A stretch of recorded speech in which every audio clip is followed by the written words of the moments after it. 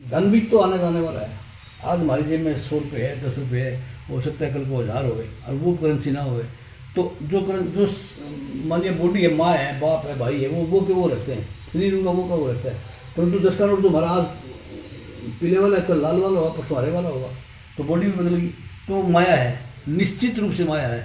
परंतु संतों ने तो यहाँ तक भी कह दिया, जितने भी वस्तु, व्यक्ति, परिस्थिति और वातावरण जितना भी है, वैभव, सारे का सारा माया है। जो इन आंखों से दिखता है, कानों से सुनता है, सब माया। परंतु असली चीज़ क्या है?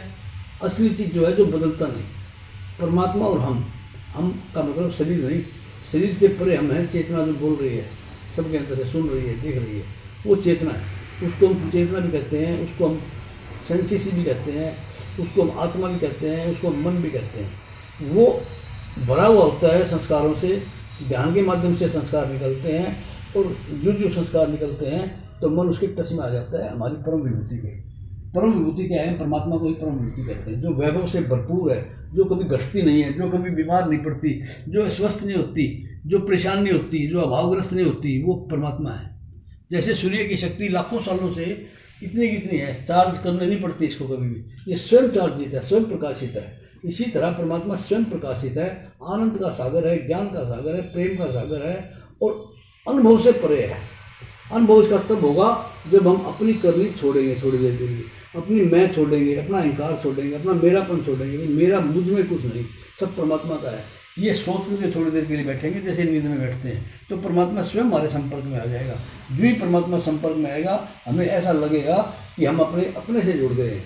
अपने से जुड़ने का चेक करने का तरीका क्या है कि आनंद से जुड़ गए। आनंद का मतलब क्या है कि सच्चित आनंद, सच्चित आनंद को क्या अब गाने बजाने में कहते हैं सच्चित आनंद भगवान की जय, परंतु उसका असली अर्थ क्या है? सत्य मैंने निरंतर, सत्य मैंने कंटिन्यू, और चित्त मैंने होश, जागते हुए, और आनंद का मतलब तो आनंद है। आनंद का उल्टा कुछ नहीं होता। हम आनंद में निरंतर रहने लग जाएं, ये ही परमात्मा की प्राप्ति है, यही परमात्मा का मिलन है। जब परमात्मा मिल जाता है तो कुछ भी मिलना शेष नहीं रहता, कुछ भी जानना शेष नहीं रहता, कुछ भी पाना शेष नहीं रहता। जो कुछ भी चाहिए वो आपको मांगने से पहले, इच्छा करने से पहले तुरंत मिलेगा। आपकी इच्छा की भी आवश्यकता नहीं है। आपकी जरूरत क्या है वो परमात्मा स्वयं देखेगा। ये बच्चा बैठा है, जब ये 10वीं में हो जाए